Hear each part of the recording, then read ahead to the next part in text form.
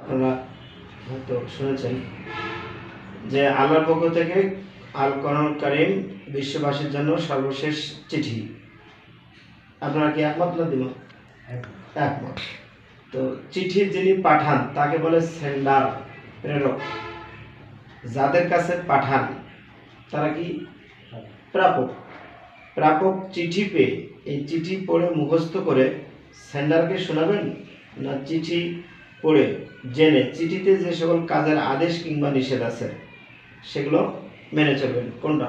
এটাই পরেরটা চলবে এবং জনগণকে বলবে। হ্যাঁ। তো এখন আমাদের দেশে এইভাবে ব্যাখ্যাটা আমরা করছি না, জানতেছি না, শুনতেছি না, বুঝতেছি না। আমাদের দেশে কেবা কারা চালু করেছে, একটা অক্ষর উচ্চারণ করলে মৌখিক উচ্চারণ 10 নেকি। একটা নেকি, একটা শব্দে যদি 10টা অক্ষর থাকে তাহলে 10 100 নেকি। যেমন সুবহানাল্লাহ, আলহামদুলিল্লাহ, আল্লাহু আকবার, এই শব্দগুলো আমরা উচ্চারণ করি কোন আশায়? সওয়াবের আশায়, বিনিময়, বেনিফিট, স্যালারি, বদলা, এটা উদ্দেশ্যে। কিন্তু এটা কি মূল?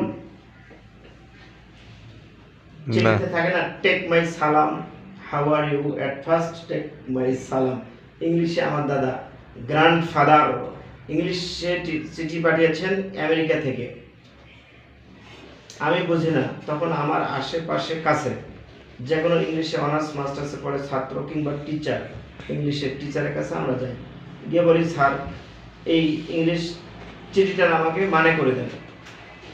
মানে করার পরে আমরা বুঝতে পারি যে আমাকে এখানে 10টা কাজের আদেশ করেছেন, 5টা কাজ করতে নিষেধ করেছেন। এই 10টা আদেশ যদি বাস্তব জীবনে কর্মের মধ্য দিয়ে বাস্তবায়ন করি আর নিষেধগুলো বর্জন করি তাহলে কি হবে? ওই চিঠি পাঠানোর উদ্দেশ্য সফল হবে। কিন্তু তা না করে যদি ওই ইংলিশ